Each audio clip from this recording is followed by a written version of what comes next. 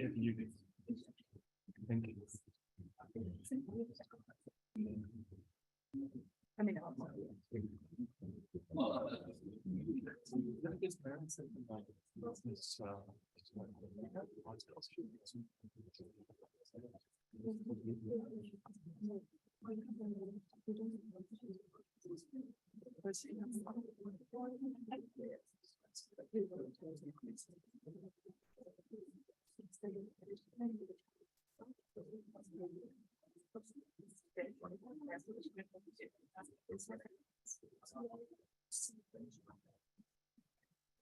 Okay, I'm inclined to start, I think.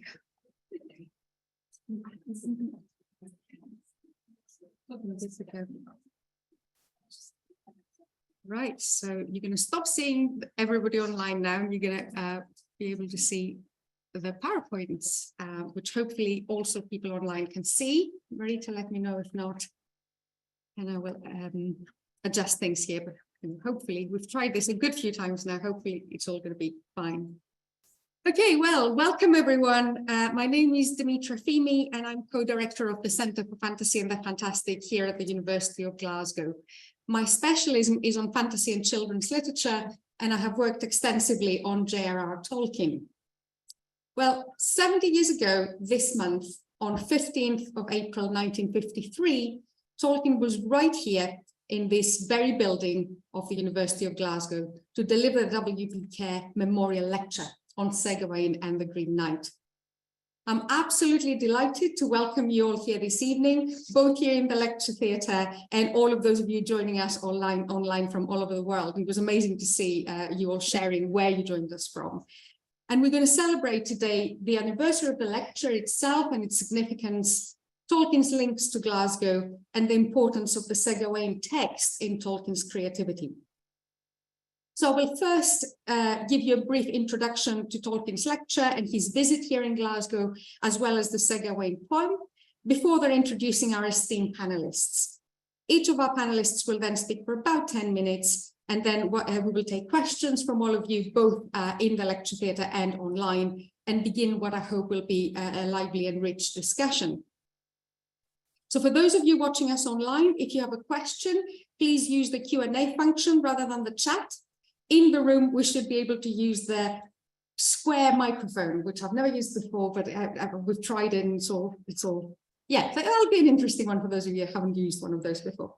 If you want to live tweet or share any reactions on Twitter, please use the hashtag Tolkien Gawain and tag the Centre for Fantasy and the Fantastic account, which is @UFG Fantasy.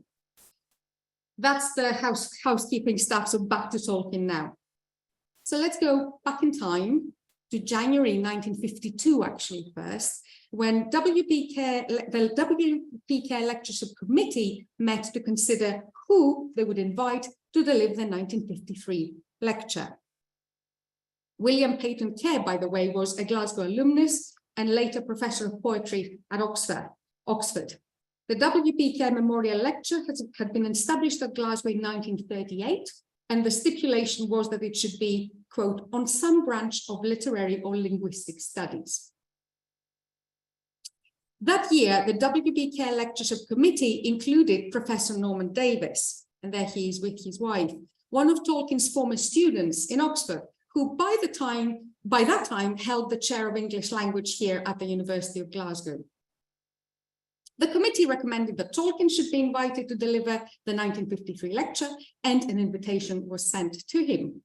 And you can see here, and you saw it outside as well, but slightly bigger here, a reproduction of the document you saw in our pop-up exhibition, a copy of the report of the committee of the WP Ker Lectureship from that meeting. You will see that they had also an option 2 and an option 3 in case Tolkien said no, but he accepted the invitation. Always good to have options 2 and 3. Tolkien's letter, and those of you here saw it in our exhibition already, was received by the university on the 1st of February 1952, agreeing to give the lecture. Beautifully handwritten, as you will have seen. Tiny piece of paper as well, so we had the magnifying glass for you. He suggested the date between October 1952 and March 1953, and it was him who added, I suggest as the topic, Sir Gawain and the Green Knight. In the event, actually, the lecture was given in April, 15th of April, 1953. And Tolkien travelled to Glasgow the previous day on the 14th by train, and he stayed with his former student, Norman Davies, and his wife, Lena Davies, at their house on 2 Tunbury Avenue. And actually, we have the current owner of the house with us tonight. This is the house as it can be seen today, about 10 to 15 minutes walk from the university. It's all very convenient. And Tolkien and the Davises, later on, those of you that have studied the correspondence or looked at the chronology of Tolkien's life, became very, very close friends. They were already student and teacher sort of relationship, but they became much, much closer later. The university had produced a poster for Tolkien's talk. Again, you will have seen that in the introduction, which fortunately for us, Tolkien kept. So he kept a copy in his own papers, and that's how we actually know that the lecture was delivered in this very building. Our exhibition, as I said before, included a reproduction of the poster, which is now in Tolkien's family papers in the Bodleian Library at Oxford.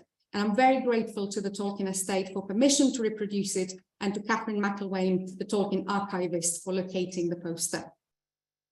The poster also tells us that Tolkien's lecture was a free but ticketed event, a bit like tonight's. Anyways, but attendees were to send a stamped addressed envelope to the university, no Eventbrite back then. So it would have cost you something, I suppose. It would have cost you a stamp, right? So there you go. So to the university registrar. We don't know for sure whether that was common practice for the WP Ker lecture in the past. It seems to me that Tolkien's success as a children's author already at that point may have played a role. He was already a recognized name. By 1953, The Hobbit was already a very successful book, and Tolkien was on the brink of publishing The Lord of the Rings, the first volume of which was out the next year. In a later letter, again, not one of the published ones, Tolkien remembered that he delivered his talk to an audience of about 300 people. Again, was that typical for such lectures, or was it due to Tolkien's name by that point? It's difficult to know these things. I think tonight, actually, if we combine the audience in the lecture room and the online audience, we're over that, which is nice.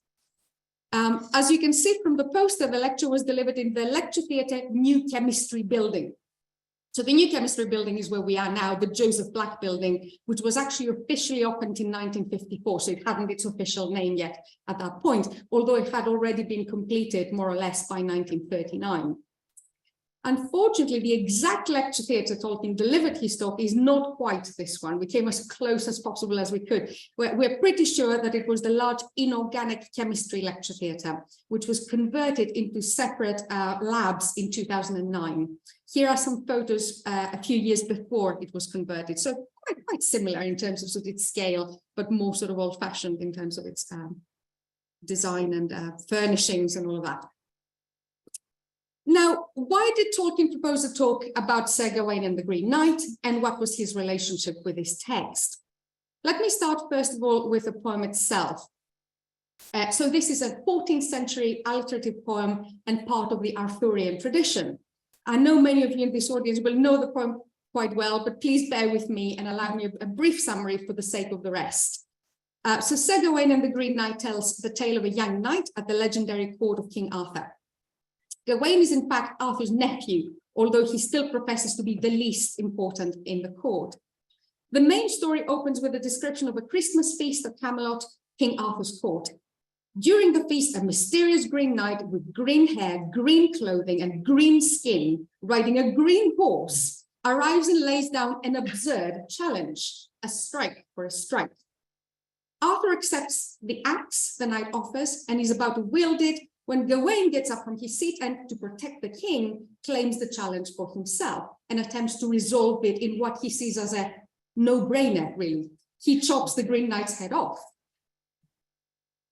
Surely this should be the end of this bizarre game, but no, it's not. The head rolls across the floor, but the Green Knight picks it up and says, "I'll see you in a year and a day," so that he can deliver his own strike. So clearly things are not going to go very well for Gawain at this point. He can't be very happy. A year goes by and Gawain sets off across the countryside to keep his date with destiny. At his lowest point, when he's cold and exhausted, he makes a prayer and he sees in front of him a beautiful castle into which he's invited. And now another challenge starts. This story has a challenge within a challenge. The master of the house, who will later find out is named Lord Bertilac, says to Gawain, "Play a little exchange game. I'll go out hunting every day, and what I win in the field, I will give to you when I come back, as long as whatever you win in the castle during the day, you will give to me." Gawain agrees. Now, as soon as the master of the castle is out on his first hunting trip and Gawain is in bed, he hears the door of the chamber open and in comes Lord Bertilac's wife. Over the course of 3 days, Gawain receives a series of kisses from her, which he has to give back to the Lord in return for killed deer, a wild boar, and a fox. And then comes the moment that Tolkien actually talks a lot about in his lecture, the third time the lady kisses him and suggests adultery, which Gawain politely refuses. She offers him a girdle, a belt or a sash from around her waist, which has life-protecting properties. Gawain accepts it, but he does not tell the master of the house that he has done so and does not hand it over as part of his winnings in exchange for that day's proceeds from Bertilac's hunt. The game now having ended, I keep on bashing this, sorry about that. The game now having ended, a guide takes Gawain to the Green Chapel, that mysterious place where he meets the Green Knight. Gawain submits to the Green Knight's axe, and in a series of threes again, the Green Knight makes 3 attempts on Gawain's neck, and on the third occasion, he just barely grazes Gawain's neck. The Green Knight reveals that he was Gawain's whole host, Sir Bertilac, and that his appearance as the knight was made possible by Morgan Le Fay. He tells Gawain that the first 2 blows were for the first 2 days of their agreement, when Gawain fairly repaid him his wife's kisses. The small cut was for the accepting the belt and concealing it. Overcome with shame, Gawain acknowledges his fault and wears the belt to remind him, the sash, the girdle, to remind him of his failure. When he returns to Camelot, the entire court adopt green sashes in fellowship with Gawain. So that is a very, very quick overview. Now, Tolkien had a long life engagement with Sir Gawain and the Green Knight. He seems to have been drawn to this poem not only for its creative reuse of traditional motifs.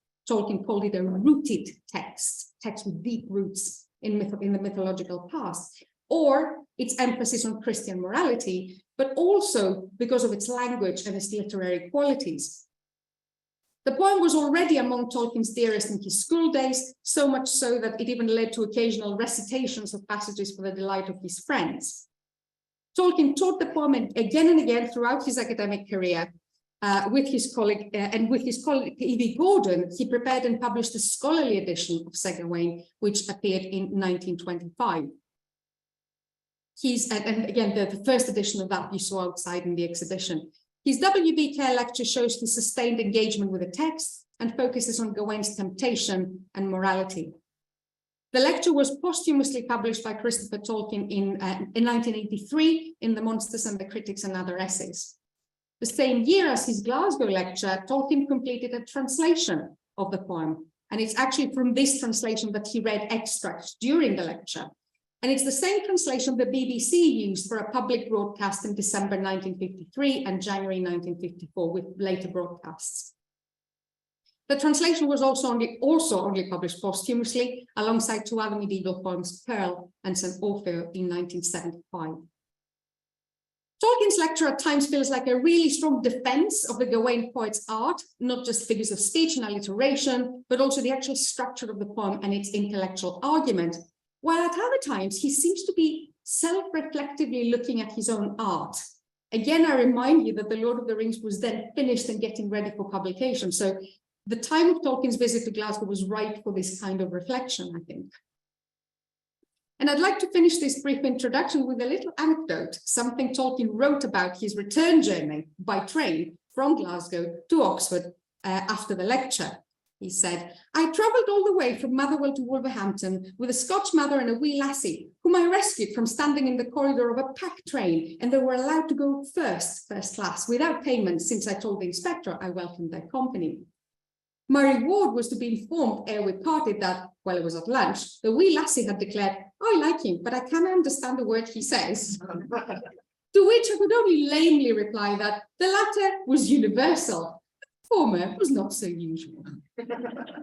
That's quoted in the Carpenter biography. It's interesting how he's rendering the little girl Scots here, but also how he's adopting perhaps unconsciously terms such as wee lassie after his visit to Glasgow. So it's time for me now to introduce our panelists and to pass on the baton to them. So I will introduce them all now, and then they'll take the podium in turn. So first of all, Professor Jeremy Smith. Before retiring in 2021, Jeremy Smith was Professor of English Philology at the University of Glasgow, where he's now Senior Research Fellow and Professor Emeritus. He's a Fellow of the Royal Society of Edinburgh and an Honorary Professor at University of St Andrews. His monograph, Transforming Early English with Cambridge University Press, appeared in 2020, and a co-edited collection, Genre in English Medical Writing, 1500-1820, also for Cambridge University Press, was published in 2022. You're not really retired, Jeremy, are you? Let's be fair here. Reinventing Medieval Liturgy in Victorian England by Boydell, co-authored with David Jasper, will appear later this year. As I was saying, not really retired. Current projects include a corpus-based study of English religious discourse, 1380 to 1800. So Jeremy will start us off. Afterwards, we'll hear from Dr. Lydia Zeldenrust, lecturer in Middle English literature at the University of Glasgow. Her research examines medieval English literature and book production in its European context. Her interests range from medieval romance, the forerunner of fairy tales and modern fantasy, to the production and marketing of early printed books, translation, and the movement of texts across borders, and women readers and book collectors. Her first book, The Melusine Romance in Medieval Europe, a study of how the story of a shape-shifting half-serpent became a European bestseller, was published in 2020, and it was shortlisted for the University English Book Prize. And our third speaker is going to be Dr. Andoni Cossio, postdoctoral fellow at the Centre for Fantasy and the Fantastic here at the University of Glasgow. Most of Andoni's publications focus on nature and medieval influences in Tolkien's oeuvre. His writing has been published in the Journal of the Spanish Society of Medieval English Language and Literature, in a quarterly journal of short articles, notes, and reviews, in multicultural Shakespeare, translation, appropriation, and performance, and interdisciplinary studies in literature and environment, and in other peer-review edited collections of essays. So help me welcome our speakers. We will start with Jeremy first. Thank you very much.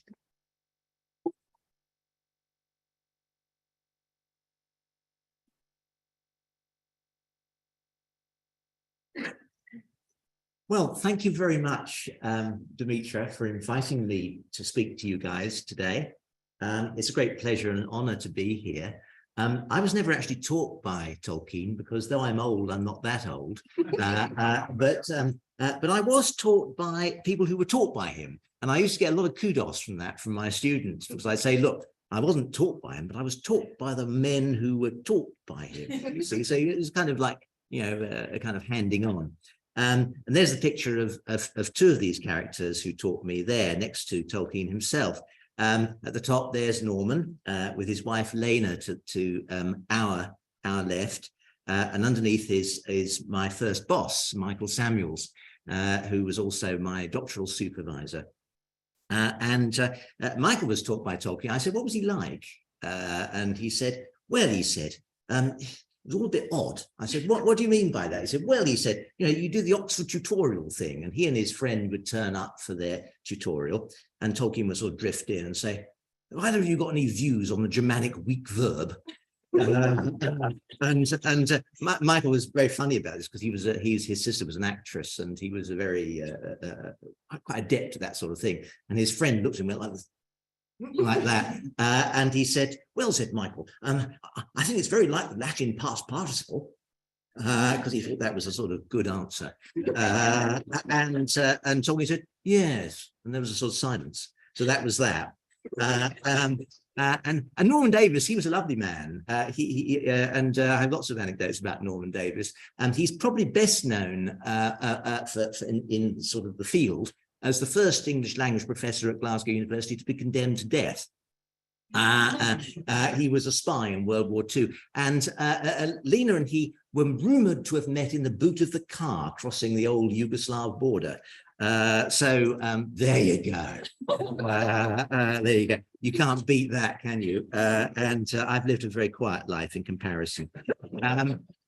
We've seen already his first edition, of course, of Tolkien's first edition of Gawain, and there's my copy of the second, which was redone by Norman. It was an element of piety, I think, but also of up-to-date scholarship, because people like Norman could actually engage with the sort of thing that Tolkien was interested in. Here's a quotation about something which is very dear to me. Dimitra mentioned that my chair was in English philology, and I think philology is the queen of sciences. So that's what he had to say. Philology, says Tolkien, is the foundation of humane letters. There you go. The study of text, whether literary or not, leads naturally both out to the study of society and culture to which the texts belong and into the study of the language in which the text is written. Tolkien Gordon's edition of Sir Gawain may seem specialized to those unfamiliar with such scholarly text, that is multidisciplinary in its scope. That's a very interesting study of Tolkien's activity for the OED, which was his first job. He did a lot of the letters beginning with W, which was his thing. They were getting on with it by the time he got to it. But that notion of multidisciplinariness, I think, is very interesting and important when we have to engage with Sir Gawain and the Green Knight. There's lots I could say about the poem, but I've already cut out quite a lot of my slides. So we're going to look at just a couple of things to focus on, because I want to talk a little bit about the context of Sir Gawain and some of the issues that are going on with the poem and the way in which people are approaching this material now, because it relates very closely to the notion of the manuscript and how the manuscript existed in its time and how it functioned. Because one of the things about the form of a manuscript and the form of a book is it actually does have a sociocultural function. And some of the things I'm going to talk about very briefly today are to do with that sort of thing. Well, the manuscript appeared at roughly the time when this man was around. This is Richard II. And it's usually dated to the last decade of the 14th century, though it's possible that the drawings, which you saw a couple of already, were added in later on. And there are one or two indications of that as part of it.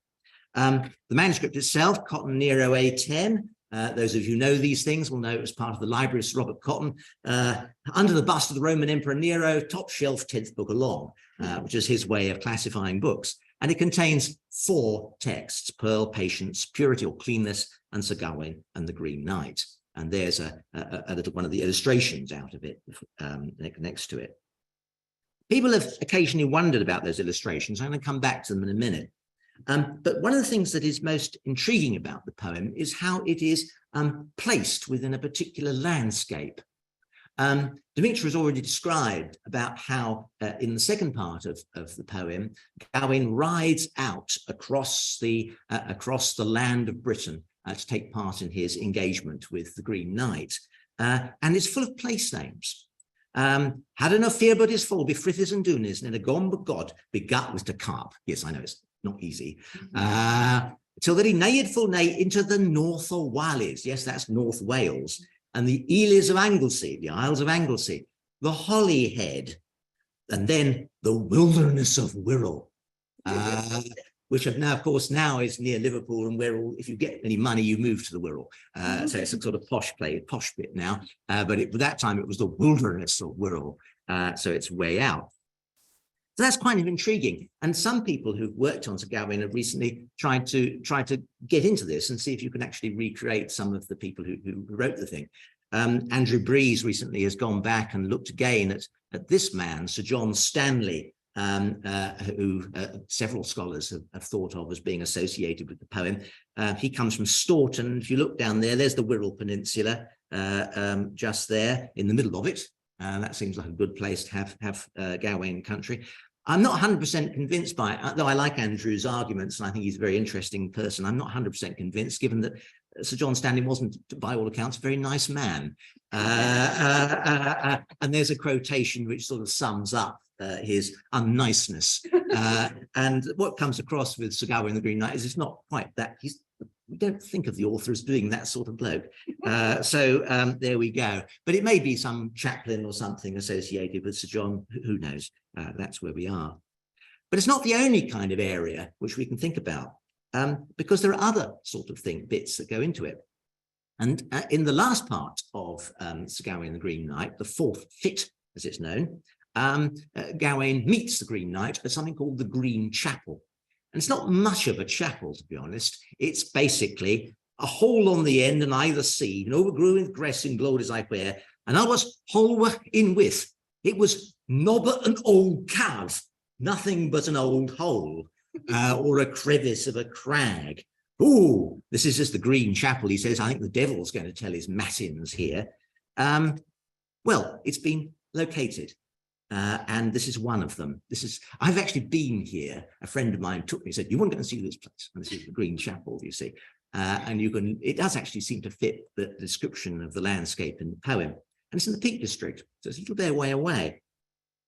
Now, these notions of physical location have sometimes got people very excited, and they've tried to connect it with some of the linguistic features of the poem. And there are some. There are rhymes in the poem. And rhymes are interesting because they can be used to reconstruct the dialect of the author, and the fact that you get rhymes of knockies and strockies, and he is and thees, and lahander and imblanda, and harman and gama, and ho, she, alliterating with Homer, home. All of that can be used to give us some rough idea of where we think the author was, and the scribe too may be a little bit different. There are various sort of things here, which if you like to, I can go about that at length in discussion in the questions. In fact, I should enjoy doing that, but maybe that's for some other time. And it has been located by the people who have associated with the Great Linguistic Atlas, which includes, incidentally, Michael Samuels. There he is, popping up again. And that little X there, and that rather clumsy biro addition to a map done by me, gives people where we think linguistically the thing is associated with. But just because it's linguistically there doesn't necessarily mean that, well, it was written there or it goes there. After all, language isn't attached to the ground. It's attached to people, and people walk about. You know, I lived in Scotland for 40 years, but I don't sound Scottish, do I? And that's because I moved. There was a job, and I got it. So that's why. And in truth, nothing is known about this manuscript before it entered the library of Henry Saville in Yorkshire, who flogged it, Sir Robert Cotton. And I've said this, scribes and authors moved about and took their language with them, which sometimes is something people forget, but I'm reminding you, and that's what it is.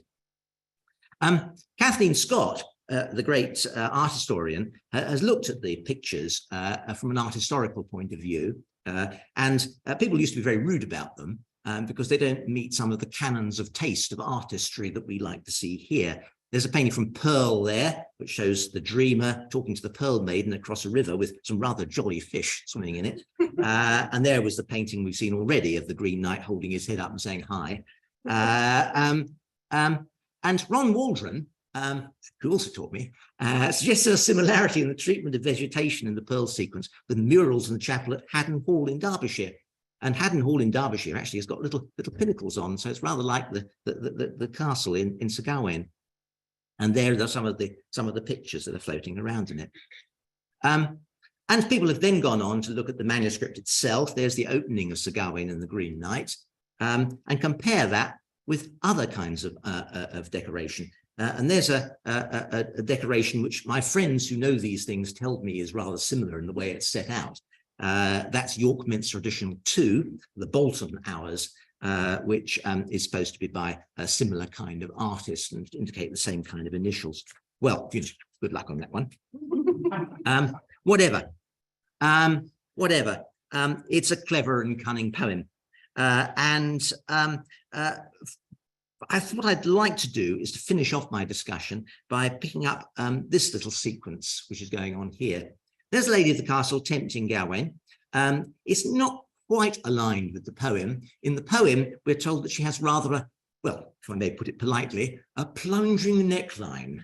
The artist has decided this is something that he doesn't want to do. So it's rather a chaste little garment the lady is wearing there. And there's Gawain. He's pretending to be asleep, by the way. Everybody has read all the poems about Gawain, and in the poems about Gawain, other than Gawain the Green Knight, he's rather a dodgy fellow. But actually, in the poem itself, he's really rather a nice chap. He's the sort of person I wouldn't mind my daughter going out with. So that's what he does there. But nevertheless, the line is rather clear, and here it is. This is the lady coming in. Good morroon, Sir Gawain, sighed that guy laddie. Ye are a sleeper on slee, that mon my sleed hidder. Nu are ye tan a stit, but true as my sharper, he shall beend you in your bed, that be ye triced. Alejandro the laddie lanced the words, and I'll translate. Good morrow, Sir Gawain, said that pretty lady. You're a careless sleeper, but someone can slide in here. Now you're taken right away. Unless we come to a truce, I shall bind you in your bed. You can be sure of that. Laughing all the time, the lady tossed off those jests. There's a lot of laughing in Sir Gawain the Green Knight. And if we get some discussion time, I like to talk about laughing. So there we go. I'll just pick up one thing which shows the artistry of this poet, and that's the slur lines. Sleeper on slee, that mon my sleed hidder. It's an alliterative poem, which means that you can alliterate lots of things. And this is one of the lines, though, where the author has decided he wants to alliterate the slur words. Okay, and what he's doing there is exploiting a phenomenon we call phonesthesia, which is a great phenomenon. First distinguished explicitly in 1653 by the Royal Society savant John Wallis, whose picture you can see if you ever go to the Bodleian. And Wallis noticed the semantic connections between words beginning with gl, like glance, glare, glow, gleam, glimmer. They're all to do with light, aren't they? Gl words. Not all glow words are to do with that, but a lot are. And it's a phonesthetic thing which poets have always known and exploited. Well, slur words. And I've chosen the modern ones, but the same works for Middle English and Old English as well. Slur words can be to do with attacking, sliding movements, indolence or carelessness, cunning or craftiness, and slim and thin. And though not all of those semantic components are relevant to a sleper and slee, but mon my slee didder, a lot are. And that is what is going on in that poem. So lots to discuss in a poem like this. It's a very rich poem, and it's a poem which attracts attention because you can get at it from all sorts of angles. Someone once said to me, how do you tell whether a poem's any good or not? Well, I'm a medievalist, of course, so we don't bother about questions like that. We're just lucky it's there. But occasionally I've been asked that question. I said, well, it's a very good one. I said, the thing is, you can keep on saying a lot about it, you see. So it sort of builds up and you can go back and have another go. And there's something more to be found in it. And that, I think, is one of the strengths of Gawain the Green Knight. And it's why, though I've been lecturing on it since 1979, I can still get excited about it. So thank you very much. Thank you.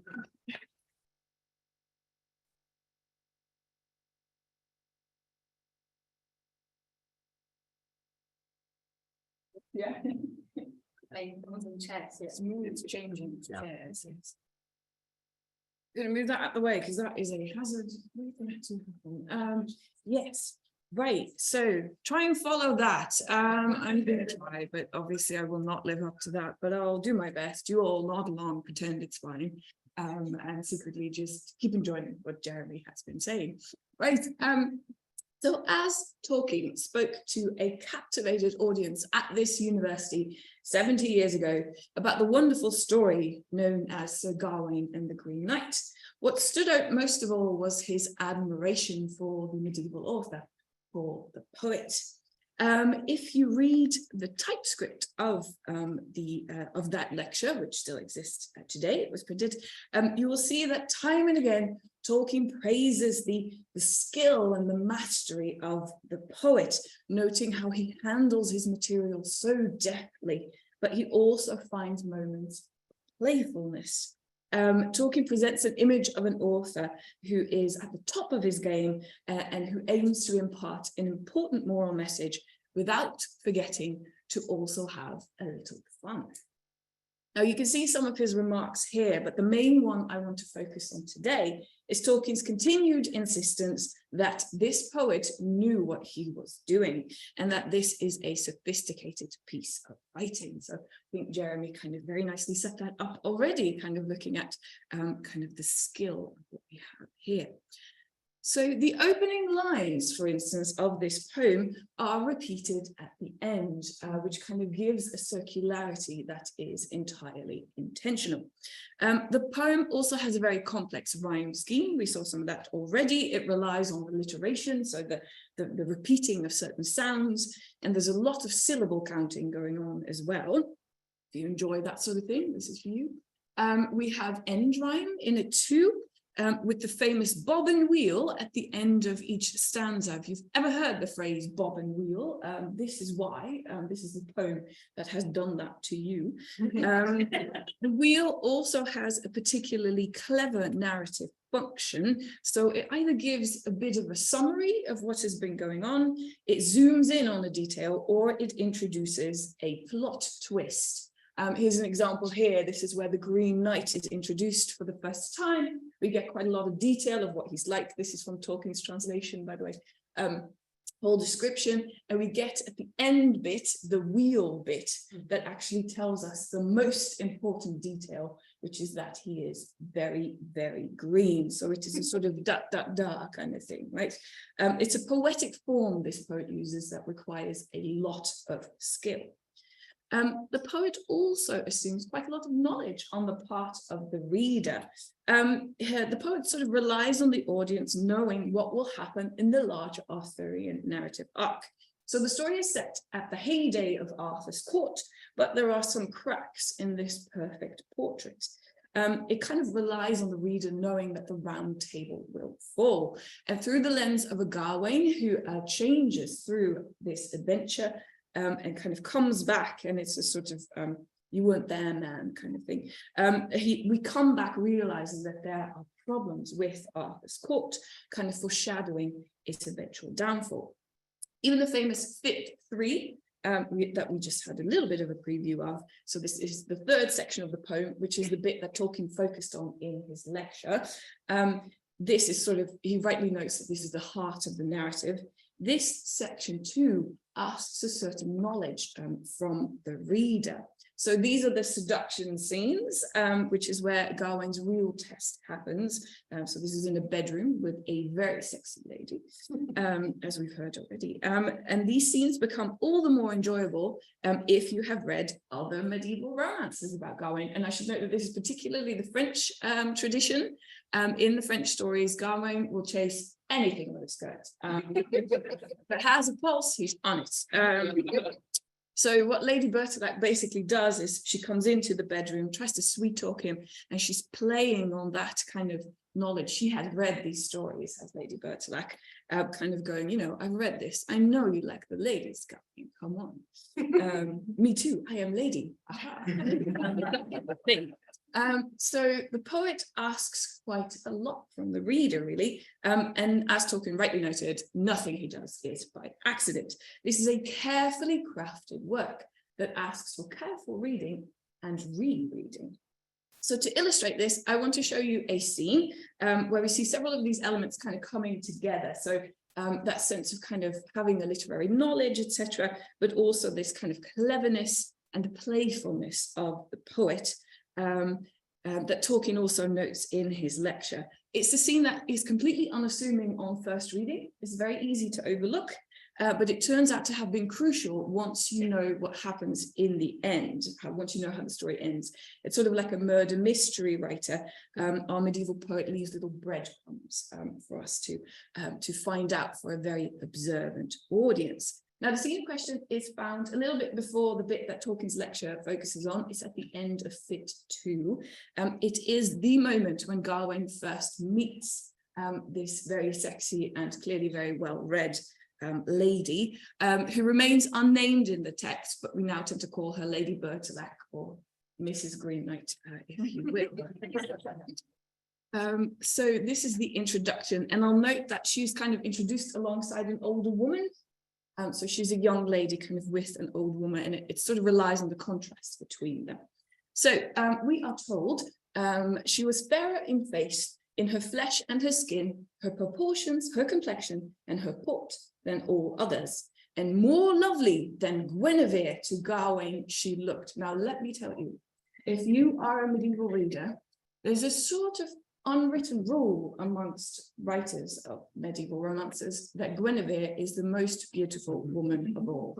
So her being even more beautiful, hot stop. Yeah, you know that trouble is coming your way if you spot her. So leading her by the left hand, there was another lady, we are told, who was older than she, indeed ancient she seemed, but held in high honours by all men about her. But unlike in their looks, these ladies appeared, for if the younger was youthful, yellow was the elder. That's not a good colour. You don't want to be yellow, I don't think. With rose hue, the one face was richly mantled. The young lady has rosy cheeks, but rough, wrinkled cheeks rolled on the other. You can see the contrast there. And again, I thought it would be nice to use Tolkien's own translation. But it continues. So on the kerchiefs of one of the many, many clear pearls were, so she's kind of quite shining and bright. Her breast and bright throat were bare displayed. We heard already, this is the plunging neckline. Basically, it goes down quite far, I think, yes. Fairer than white snow that falls on the hills. So there's this image of light, and also a lot of skin going on. This in contrast with the older lady, who we're told is enveloped, she had a black chin. There's a cloth that enclosed all her neck. Her forehead is kind of covered in silt. She's all fumbled up. Everything is covered up for this old woman. And we're told as well that her two eyes and her nose and her naked lips were hideous to behold. Sorry, it started to sound sexy. No. He locks that for you. And we're told then in the wheel, which of course has this interesting narrative function, that she had a short body and a thick waist with bulging buttocks spread. Yeah, I like big busts. It's that kind of thing, right? Some junk in the trunk. Anyway, but more delicious to the taste was the one she by her led. So these two women are introduced together, and obviously Lady Bertolac comes off a bit better. The reason that this scene is so interesting is because we find out at the end of the poem, as Dimitra told us already, that Morgan le Fay was behind it all. And the moment when the Green Knight reveals that the whole challenge had kind of been set up because Morgan wanted to get back and kind of scare Guinevere, that turns out to be the main motivation. In other words, this is the moment when Gawain finds out that all the men were really pawns in a game between women. The knight also tells us that the old lady at the court was Morgan. She had been there all along. The poet here plays a trick on us. When we read this, we think the old lady is here just for a kind of literary effect, to show how beautiful the young Lady Bertolac is by contrast, and we might even roll our eyes kind of at this very obvious literary trope. Gawain assumes, as we do, that the beautiful lady is an object, like the typical woman in these stories, just there to be gawped at. But it turns out, of course, that she is at the heart of the quest. That's the real test for Gawain. He underestimates her. And I think it's worth noting here that I think Lady Bertolac has the best lines in this poem. She is so much more than just a pretty face. And like Gawain, we also make the mistake of overlooking the older woman, and we forget about her for the rest of the text, basically. But the poet shows us all to be fools. There is a sense of misdirection here, which I think is kind of much like, say, an evil dark lord who might be sort of have his eye drawn towards a sort of valiant, handsome-looking sword-wielding heir, whilst some unassuming hobbits might sneak past his defense. Possible. Gawain is out of his depth in this poem, and it is again to do with kind of literary expectations. He thinks that he is in the standard romance narratives where some sword wielding and some male bravado will usually see you through, but that's not the case here. The normal rules do not apply in this world where men who have their heads chopped off kind of simply pick them back up again, and where the real test happens as Gawain is having a lie-in. Although we are aware that something supernatural is going on in this text, of course, they're very Green Knight, it really isn't until the end with the reveal of Morgan as the mastermind, sorry, I keep wanting to do this, Morgan as the mastermind, that we discover that this is fairy magic. In fact, Gawain is in a fairy story. And I will note here Tolkien's general interest in fairy with the AE, and the idea that a true fairy story is actually not what we would now refer to as a fairy tale, but rather it, in a very literal sense, it's a story that involves fairies. And for Tolkien, I should note as well, these fairies are not the kind of small Victorian creatures with wings, but rather these are the fairies of medieval literature. So they're human-sized, they're tall, they're beautiful, they're shining, they're perfect. If you picture one of Tolkien's elves, you're probably not far off the mark. As Tolkien says, this is one of the greatest fairy stories. And he notes that the reason it is that is because that it is so great is because it mixes the real and the fantastic. And I will add actually that it does this so well, this mixing, that the Arthurian court, notably a literary creation, entirely fantastical itself, seems like the real world in this poem, compared sort of to Bertolac's otherworldly castle and this mystical green chapel, or the hole in the ground. Sorry, green chapel does sound a bit more grand, doesn't it? Where Gawain, our flawed hero, reluctantly bows down to have his head chopped off. It is this mix really that gives this poem such a strong moral message. This poem teaches us about the virtue of loyalty, honesty, keeping one's word, and it's a medieval text, so also faith in God. And for those who take up the poet's challenge to reread this text, there are further messages that resonate across the centuries. Shared love for a good story, the allure of the fantastic, and of course, that if a stranger comes up to you and asks you to chop off his head so that he can then do the same to you a year and a day later, no thanks is a perfectly valid answer. Thank you.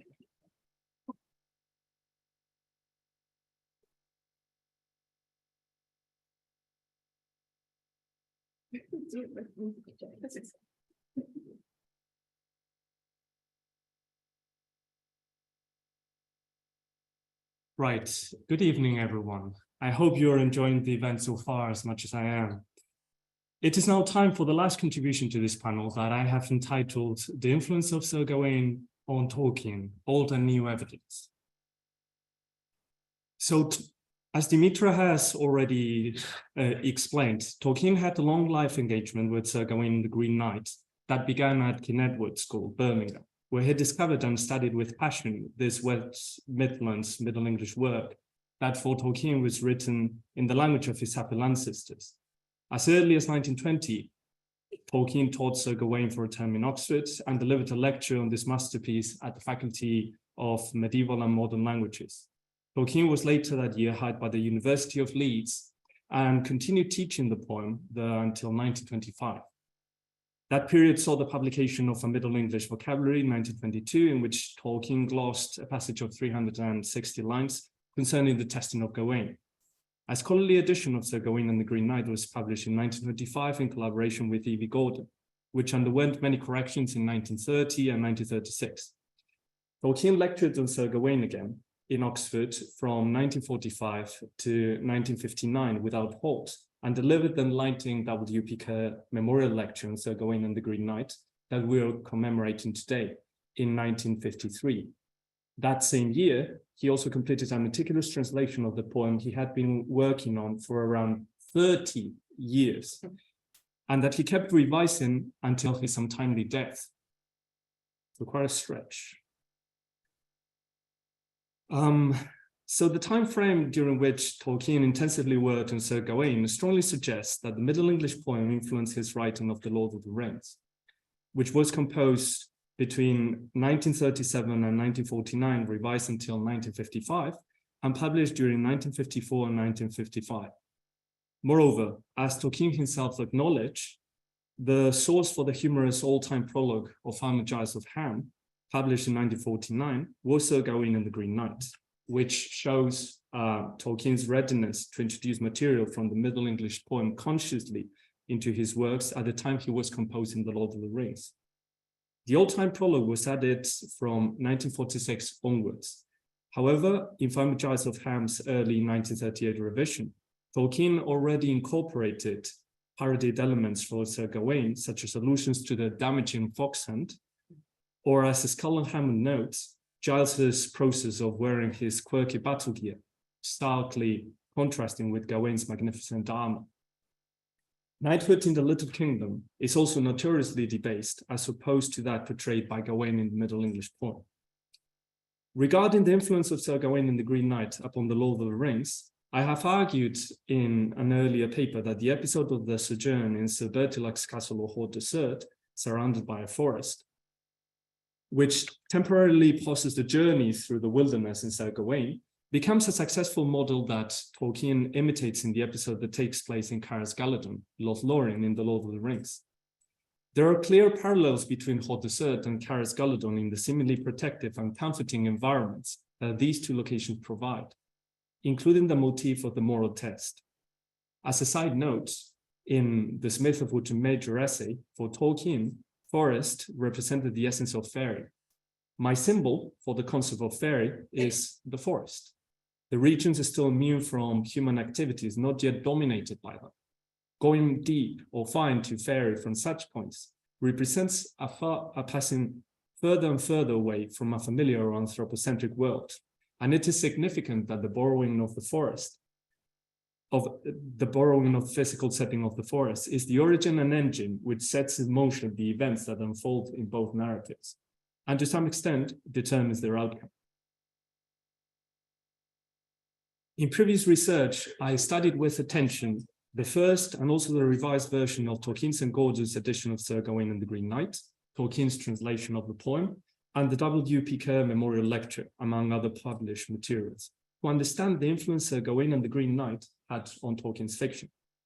I pay no heed to the obscure posthumous publication of a poem named Gawain's Leave-Taking that saw the light for the first time in 1975, when Sir Gawain and the Green Knight, Pearl and Sir Orfeo was marketed. Up until the 30th of April of 2020, Tolkien's poem was presented as a translation of the first three and last stanzas of a poem within the Vernum manuscript, a massive compilation of religious and didactic text, mostly in Middle English, but also Anglo-Norman and Latin, from the final years of the 14th century, with a possible West Midlands origin. The publication of the deluxe slipcase edition of Sir Gawain and the Green Knight, Pearl and Sir Orfeo shed some light on the nature of the poem, since it includes as a frontispiece the manuscript of Gawain's Leave-Taking. After the title and before the actual poem, Tolkien writes in the manuscript, "This is a whole simply of the first and last stanzas of a poem in Vernum manuscript." The reference Tolkien provides afterwards, included in square brackets in the quotation on the slide that you can see above, does not seem to match any modern one, but after a thorough search, it has been possible for the first time to locate the exact source text and learn its title, which is not provided by Christopher Tolkien. As Christopher points out, the poem is indeed a translation from Middle English, and now it is known that it can be found on folio 407 verso of Bodleian Library manuscript English poet A1. The source poem is 8 stanzas long, each of which contains 8 lines, and it is named after the refrain in lines 8, 16, and 24, "Against my will, I take my leave." To call Tolkien's work a translation is slightly misleading.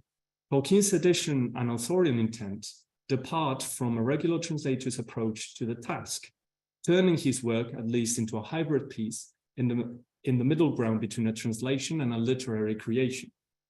The title is changed to Gawain's Leave-Taking, and 4 stanzas are deleted with the intention of matching the new topic, namely Gawain's departure from Sir Bertila's castle to meet the Green Knight. Tolkien calls it, in a note on the manuscript, a whole simply of the first and last stanzas of a poem in Vernum manuscript. But he forgets to note that the original poem is not related to Sir Gawain and the Green Knight by any means, and that he altered the title to match his personal interpretation or transmutation of the source. This is not all, because the publication of the manuscript of Gawain's Leave-Taking and the editor's note by Chris Smith from HarperCollins Publishers uncovered important evidence. According to Smith, Christopher found the poem in 1974, but only during the preparation of the deluxe edition, he intended to share the finding that Gawain's Leave-Taking and the accompanying beginning of an early version of the Jest of Beren and Luthien were composed in 1929, if not earlier. The first few lines of the Jest of Beren and Luthien follows the last stanza of Gawain's Leave-Taking, and this version of the Jest resembles manuscript A in the Lays of Beleriand, except for the fact that it contains an additional couplet after line 12, indicating that it is an earlier version. The phrase in line 4, "meat was sweet," which appears to be removed as a consequence of C.S. Lewis's remark on the 6th of December of 1929, is also present in manuscript A of the Lays. This is precisely the information, together with the additional couplet after line 12, that allowed Christopher to ascribe this particular beginning of the Jest of Beren and Luthien and Gawain's Leave-Taking to the year 1929 or earlier. Smith provides further details about the matter, but the most relevant part is Christopher's conclusion that follows. It can therefore be stated with reasonable certainty that J.R.R. Tolkien had Sir Gawain in mind, even as he worked on a poem that would become the Lay of Luthien. The quotation highlights, in a nutshell, the value of all these new published materials. They have the ability to open enticing lines of inquiry that could, with a reasonable amount of certainty, result in fruitful criticism, especially considering that the influence of Sir Gawain in Tolkien's early writing remains unexplored. It is my hope that this brief contribution nudges other scholars to examine the evidence with care and to propose enlightening analysis, since, at least for now, against my will, I take my leave. Thank you.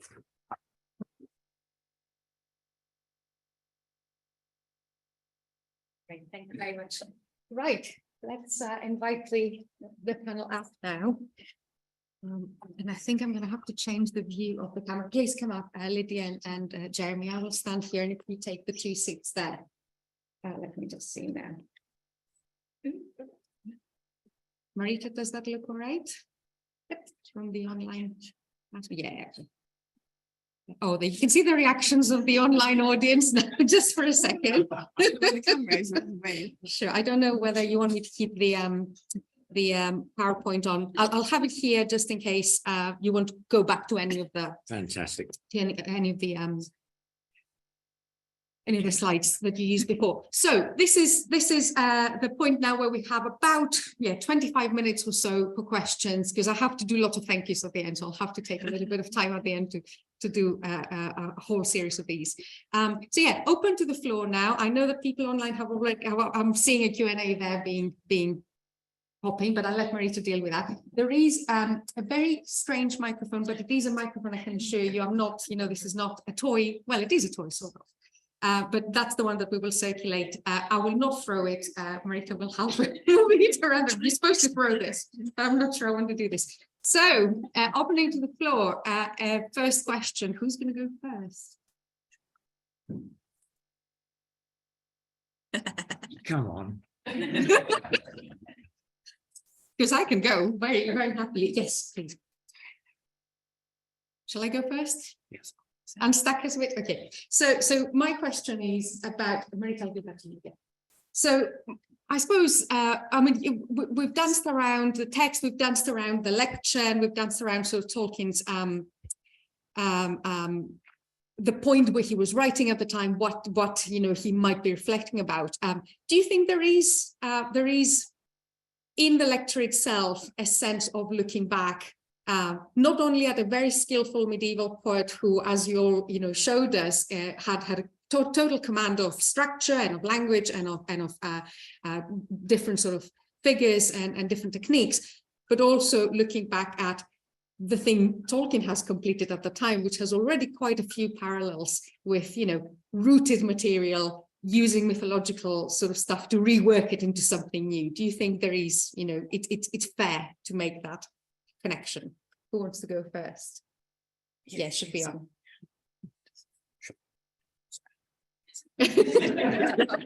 That's such a general question, isn't it? It is a big one. Yeah, Yes, yeah, yeah. yes, it is a big one. Shall I quickly say a piece, and then I'll dash it around?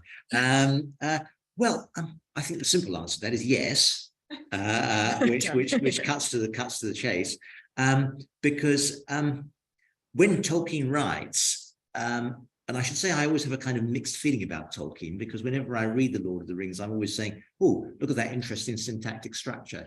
But one of the things that strikes me very forcibly about him is he was someone who tried to write in a way which was like people did in the Middle Ages. That means you grab stuff and reuse it. So he's a kind of magpie. And there's a lot of magpie work. I know a lot of writers are magpies, but he's exceptionally magpie-like. And that's what happens with Gawain the Green Knight. As Lydia showed very effectively, the poet of Gawain and the Green Knight is somebody who knows there's a whole world of other texts floating around. And when you read The Lord of the Rings, Tolkien not only creates a whole lot of other texts for you to wonder about, which he sticks in appendices and all the rest of it, but if you come to it with that kind of philological knowledge, you get more out of it. The one example I will throw into this is actually not Gawain, but it's Sir Orfeo. Yeah, sure. And there's a very well-known episode in The Lord of the Rings, which has the dead coming out from under the mountain. And anyone who's read The Lord of the Rings will remember that. You've seen the film, it's very, very evocative. It's a strong thing. I kind of know where he got that. Because when the dead come out of the mountain in The Lord of the Rings, they come out, we're told, with dim cry and blowing. Okay? With dim cry and blowing. Now, those of you who know Sir Orfeo will remember that that's a line from there. And it's to do with the fairies the fairy king riding around on a fairy hunt. And we're told, according to the principal manuscript of that poem, the Auchinleck manuscript, that it's done with dim cry and blowing. There's a slight debate about dim cry and blowing amongst those people who like their textual cruces, because the word dim, to be honest, I have the view it's actually a mistake. It should be din, and someone's put an extra little squiggle on it. And din, cry, and blowing makes more sense in the context. They make a little noise. Crying, blowing, din, okay? Not dim. So you could argue that what Tolkien has done is to take what could be a textual problem in this poem and rethought it and turned it into something else. And that, I think, is something that a lot of creative writers do. I'm not creative, I haven't got a creative bone in my body. But what they will do is take the stuff that's there and do something with it. And that's a very medieval thing to do. Lydia or Andoni, would you See, we're all very polite. Well, I quite agree with you with everything you said. Something I found when I was reading the lecture again was that he was extremely careful at covering those things. At the beginning of the lecture, he mentioned that this poem is made of very ancient material, of very varied material. But I think he was trying to cover as well this text that he was going to publish, who will then become very successful. But he was already anticipating perhaps attacks or criticism with regards to the sources that he had used whenever writing The Lord of the Rings. So I think we can see some kind of comment on that, already anticipating what may happen, and kind of saying that the material that tales are made of is not the important thing, the sources and how these are combined, but the final result. I think that's what he was trying to tell in his lecture. Sure. Sorry, just to add, I was going to make a similar point, because he said that also in the translation that was published later, the introduction basically has two sentences saying, I know lots of people have tried to find all the sources, and that's all well and good, and bless them, but I'm not going to be doing that. So I think to some extent he was interested in that, but also trying to say that actually what's interesting is not so much, oh, here's a list of the sources, but what do you do with that as an author, right? What do you do with your inspiration and with your material? I think he was more interested in that. But of course, we still love to hunt for the sources. I do it too. I do a similar thing when you spot a line and you're like, oh, I know where that came from. But yeah, he's trying to sort of say maybe we should look beyond that and kind of and I think in that it's really interesting because he's clearly placing himself in that he, like a medieval author, in that very long tradition. And the medieval authors use classical material, and you know it all goes back. So you kind of, as an author, placing yourself in that long line, which is a very exciting thing to do, I think. To be a bit bold as well to do that. Sure. But yeah, Thank you. So I have a question from our online audience, specifically Dennis Reader. Oh, Dennis has joined us. Great. They ask, Tolkien himself makes use of the notion of a protected girdle in his own writing, also in relation to a fairy queen named Melina. Could the two be connected, or could it just be a coincidence? Okay. Let's take that first. Yeah, you could do So yes, I think there's a connection between what is mentioned in the Silmarillion and this protected girdle. I think, again, something that Tolkien emphasized throughout his life was that material could be reworked and distilled. So it would change form, and it would have a different appearance, a different meaning, and have different applicability to what the original source was meant for. So yes, I can see that. I can add a little something to that. I was thinking while my colleagues here were talking about that bit in the beginning of his essay on Beowulf, in The Monster and the Critics, when he talks about how earlier critics, he's very, very attacking of early critics who do these, as one often is in academia, bad people who obviously not seen as well as, oh dear, these wrong people. When he talks a bit about folk who take the poem apart and tell you about where it's all from, and this bit comes from here, and this bit's from here, and this bit's from here. And he says, well, if only it had been a better poem, then it would have been better, wouldn't it? And he said, but he says, nevertheless, if you climb to the top of the tower, you can see the sea. And I think there's a parallel here with what he's doing in his own kinds of creative practice, which is you take stuff from elsewhere and you put it together. And that's something, of course, which the Gawain poet does all the time. And the Gawain poet, of course, spends half his time taking words and phrases and things and confronting you with their complexities.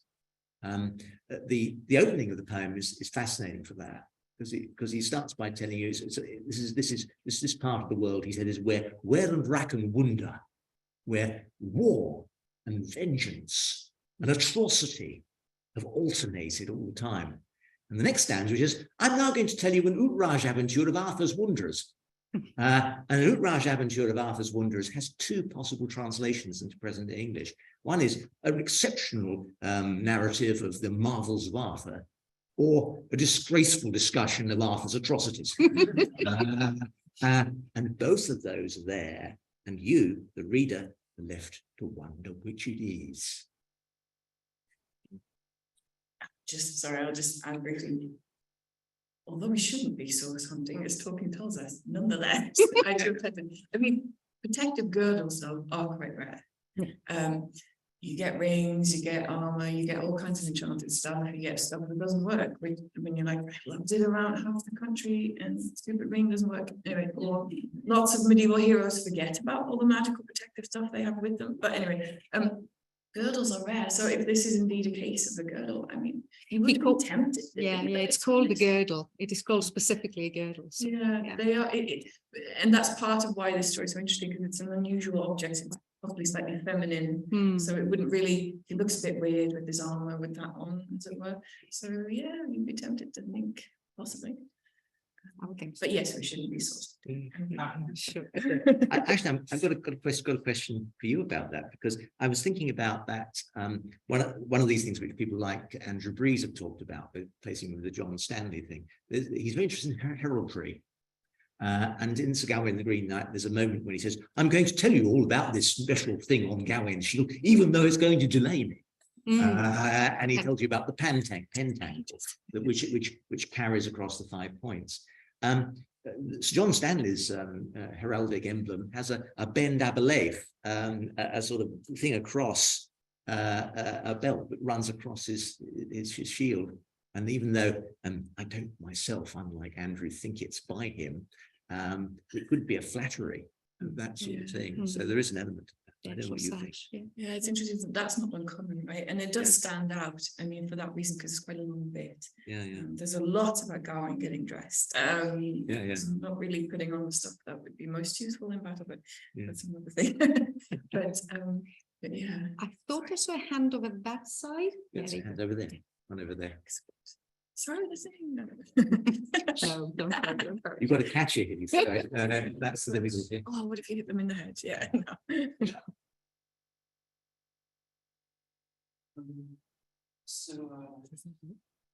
Hold it. Sorry, yeah, it's awkward. I think it's about it being more productive to look at how what Tolkien does with ancient writings, and look at how ancient writings influence it. Hence my question: how would you say that? What would you say Tolkien does with the enormous agency of the female characters in Gawain's story, and maybe also the yeah, maybe even the possibly queer nature of the text is Gawain has to kiss the what's going to be revealed to the Green Knights every day. So how does Tolkien use that? Yeah, it's a really interesting question. Sorry, to add to the there have been possible queer readings of it indeed. So Sorry, before repeat the question for these. I've typed it into the it has been typed. There is a record. multitasking. Good thinking. So indeed they kiss, right? Because he gives the kiss back that he got from the lady. It seems innocent enough because the context for that is particularly for knights. There's a sort of homosocial code where in fact, men kissing each other, that is. Whereas nowadays, I mean, I don't know, I don't think we should frown at it or be surprised, but indeed we might be. But among knights, greetings, say, not a strange thing to do. But it's one of the discussions I sometimes have with my students, because inevitably someone will raise the thing, what if he had slept with her? Would we then have, because if he has to repay Sir Gawain, would that have been, and we muse about whether that's an option, but it's what he asked you to think, really, if they go all the way, is that you're gonna have to repay that.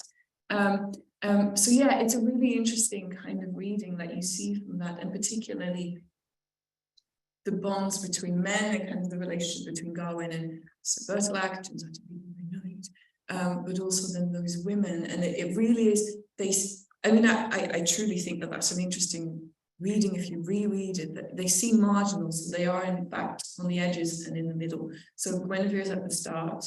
She's described in a lot of detail because we have to note that she's beautiful. That's like minimal ingredient for an Arthurian romance. Otherwise, you haven't written one properly.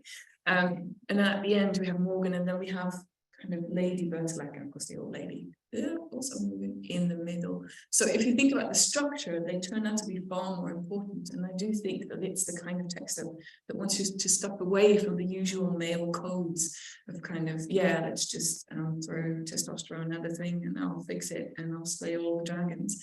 No, that doesn't work in this case. It's more subtle. And the bedroom is kind of, people have noted that it's more of a traditional female space and a kind of private space. She's clearly encroaching on him. So there's a lot there that you wouldn't get in other romances, say. He's kind of challenging them. I'm sorry, I shouldn't honk it if anyone else wants to. A little tiny add to that, which is that one of the things that always strikes you when you come to Gawain, having read other romances, one of the problems with the way we teach these subjects is that we go and inflict the best stuff first. So you get to read Gawain the Green Knight, and then you go and read the other stuff, rather than the other way around. You kind of want, in a way, not to read the other stuff first, and then you know how different Gawain is. Because the kinds of Lydia points out the notion of subtlety in characterization. If you read some of those great romances, like great critical studies, like say, Auerbach's Mimesis, where he talks about the knight riding forth. You drop the knight into a particular test tube, you watch the knight display various virtues. That's how a romance typically works. The trouble with Gawain is that he's complicated. So, for instance, when the lady comes in, he's embarrassed. Now, embarrassed is not the sort of thing you think about. He pretends to be asleep. And then when they have the conversation, just perhaps you could leave me, he says, so I can get dressed and get up and go and have some clean, courteous discussion, having nothing to do with filth, which is the sort of thing he likes to do, you see. That's why I said he was a nice guy. They've all read the stories, but he hasn't, and he's puzzled by them. And that's the complexity that underpins everything. So you think, what did you want to say? No, my brain went, I do. No, I just want to say, so my project over the Christmas break was to reread Lord of the Rings, which was enjoyable. I hadn't read it since I was a teenager, so it was interesting. And now I'm different because now I do medieval things, and they gave me a job, so I know some of it at least, and you read it very differently. And one of the things that struck me is that, again, the women really are more important than we think. They maybe don't get a lot of lines. But I am no man. I know every time with the feels, but they're there and they are important. And yes, partly it's to support the men, maybe, but I don't know. We've got there without them. I think we need them. So I think it's one of the things that he realizes maybe. And yes, they're also still beautiful. I won't pretend that it isn't all about, yeah, they're also still, that's kind of the minimum requirement too in a medieval romance. And they're all more beautiful than every other woman, all of them. And I don't know, that's how it goes. And you get the sense of that in the books too, if I'm honest. Talking about the Pearl goes with it, yeah. It's a good point. Do you want to? No, you do it because you can do this. Sorry, so we saw that image, Jeremy's slide. So Pearl is one of the other poems in the manuscript.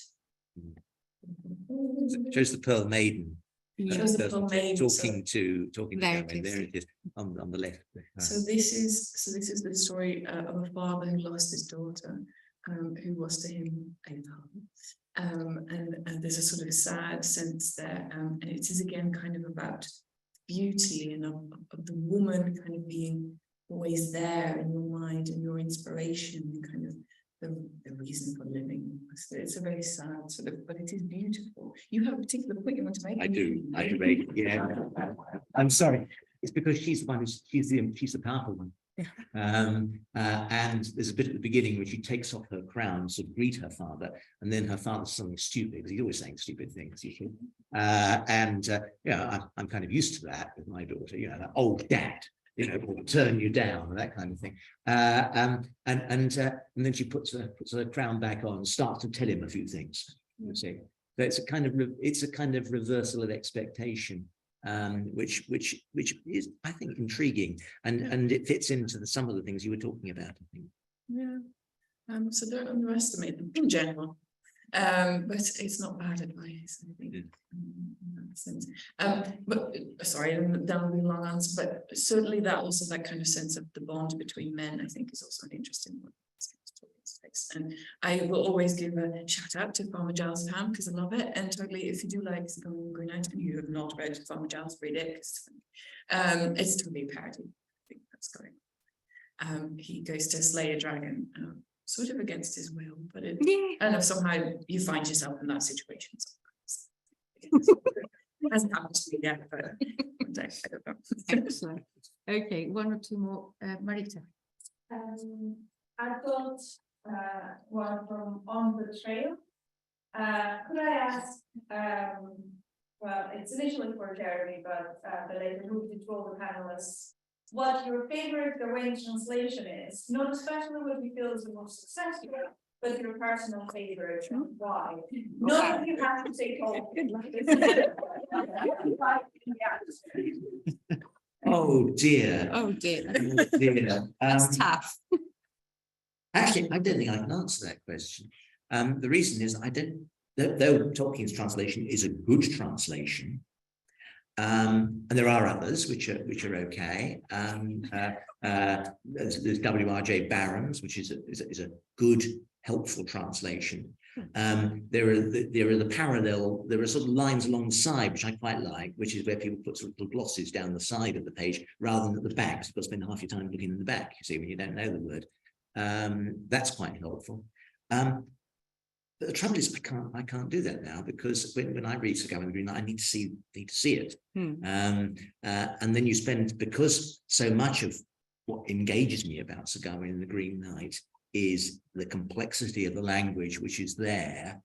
I need to spend my time wrestling with it because it's quite hard. It's quite a hard poem. There are reasons why it's a hard poem.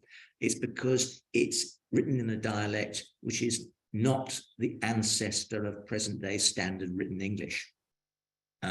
If Richard II had been successful and conquered Ireland properly and made Chester his capital, maybe there'd be lots and lots of copies of Sir Gawain the Green Knight, and there'll be this curious work called the Canterbury Tales written by an obscure author in some obscure part of the country, of which there was one rather tatty manuscript nibbled by rats. But it's the other way around. And as a result, it's a dense poem that demands a lot of deep attention. I think that's what the poet intended you to do, to spend your time ruminating on it. I just thought Tolkien enjoyed the language because it was Yeah, different. yeah. And it isn't the standard. And Yeah. And it was West Midlands. You know. I'm still going to call you back to favorite translations. I would say that perhaps Tolkien's translation gives a flavor of what Jeremy has been explaining. Perhaps some points are debatable, such as, for example, the lines he added and the word choices in some cases. His choice for trying to preserve alliteration, which may be also controversial. But I think the three of us can agree that it gives this kind of flavor of this lost language and lost past that has nothing to do with modern standard English. Another dodging of the question. Let's see. Lydia. I too shall dodge the question. I'm not dodging that. There are many translations. And I've taught quite a few different ones. It's interesting to see how students react. Taught the Heaney translation for quite a while, which is quite more poetic. What we did alongside it is kind of also show a video of him explaining why he makes the choices, and I think that's needed sometimes. Translation is always an interpretation, and that goes for medieval authors too, as it does for modern authors. So it's unavoidable, and I don't think there is a perfect one. Don't do one, people will criticize you. Unless you don't care about that, then by all means, do more, because we do need more, but also we'll have new ones because there is no definitive version. What is interesting is to actually pick a couple together and just have a look. I prefer just having the dual language versions, that kind of thing, because you can still glance across and look at the language and discuss what happens. But actually, it's a really interesting exercise. See, I'm dodging it too. But I shall add that, so the Tolkien translation is the one that I was told to use as an undergrad, as well as the edition with Gordon, to kind of as a pair. So it's been interesting because that sort of has been my first introduction to it. And then of course you discover new ones and you see the choices and you see what people do. But yeah, I'm not touching the rest of it. Fair enough. If there's a quick one, but if not, There's one. Oh, there. Right, let's go into the room. Yeah. So I'm still relatively new to IB, and I'm in the second year of undergrad, and Similarities courses for our next year. And I've seen quite a lot of advice opinions on genre fiction social science. So there's something from Honorary University, from even scholars of fantasy, and also medieval literature for that matter. What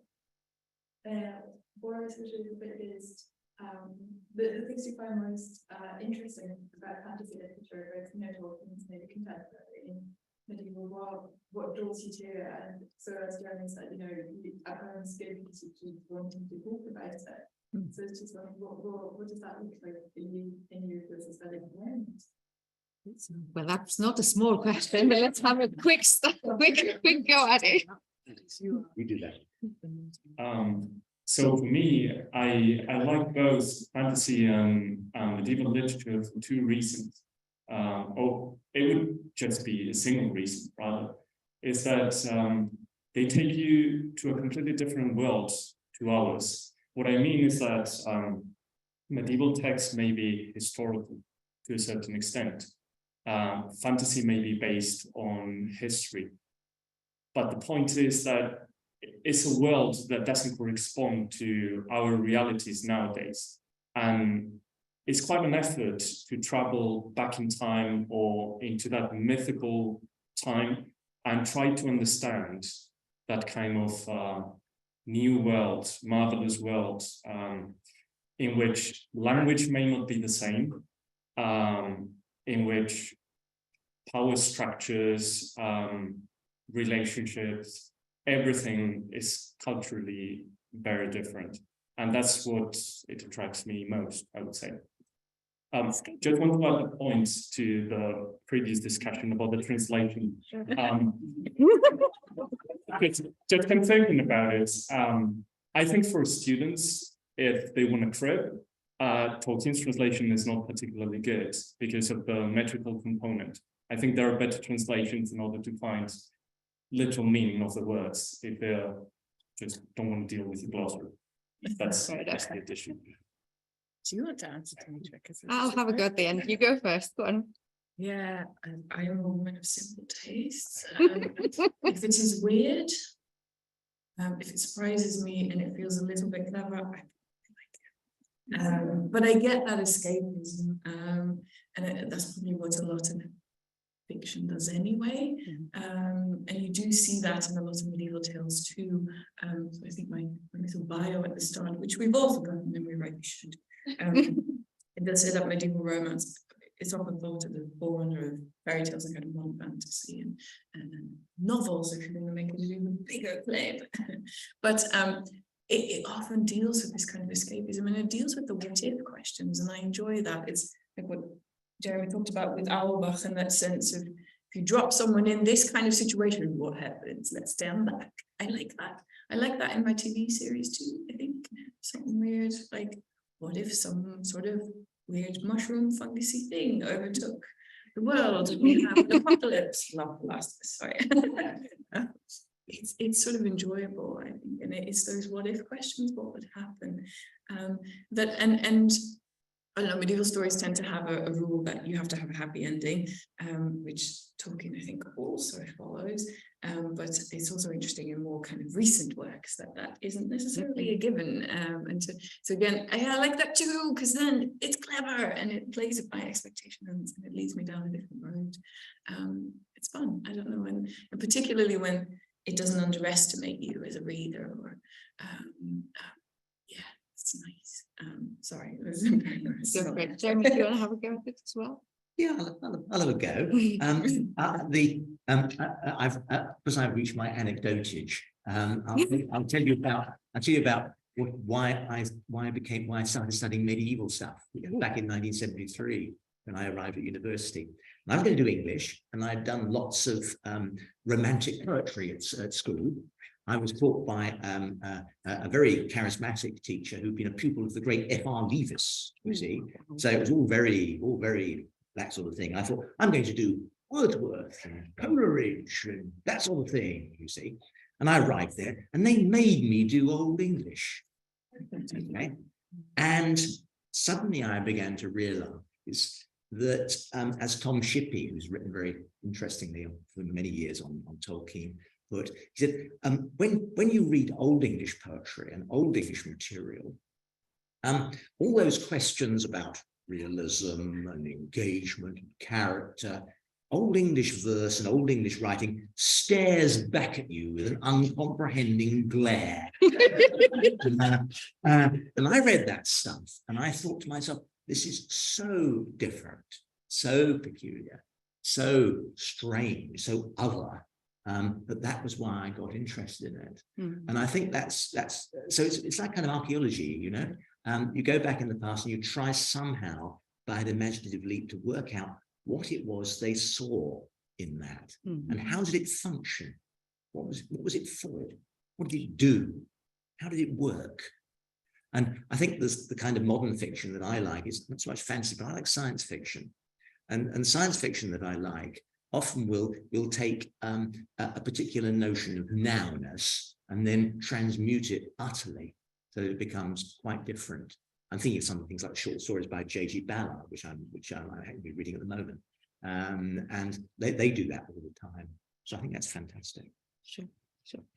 And I'll finish that off then, because we do have the Centre for Fantasy and the Fantastic here. And it's quite interesting that you all mentioned the word strange and familiar.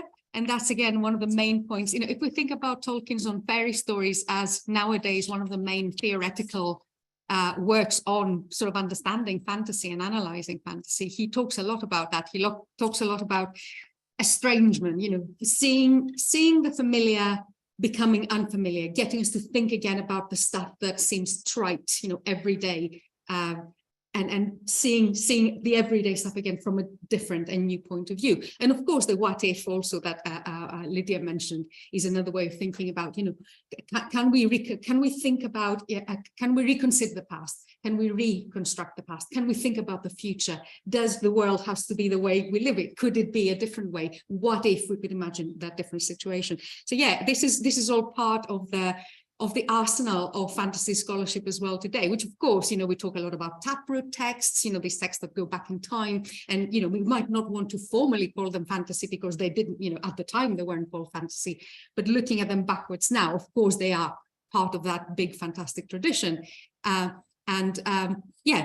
Thinking about how this is now moving towards the future, we're thinking a lot about how could we maybe challenge the future? How could we think about maybe changing the future? How can the imagination help with all of those things? These are some of the big questions that we're looking at in our Fantasy Lit and with our PhD students and generally at the Centre. And medieval literature does quite a lot of that as well, you know, in many different ways. It's a lovely organic sort of relationship there, sure. Okay, we're going to close it here. As I said, I do want to have some thank yous as we close. So first of all, please join me in thanking our amazing panel tonight. So Lydia,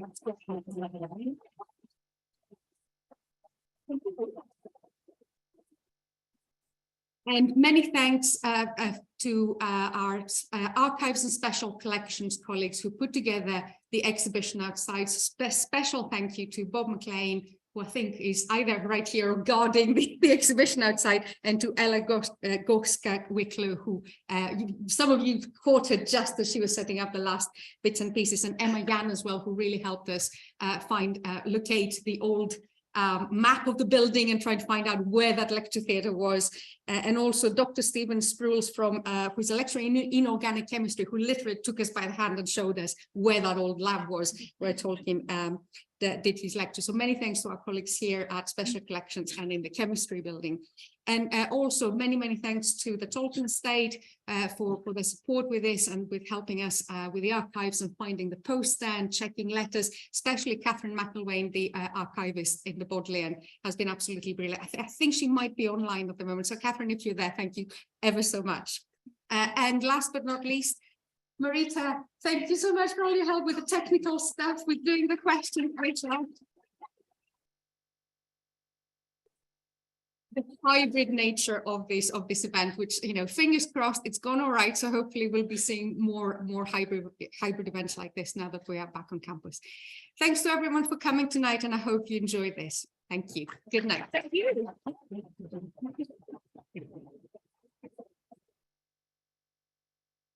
All right.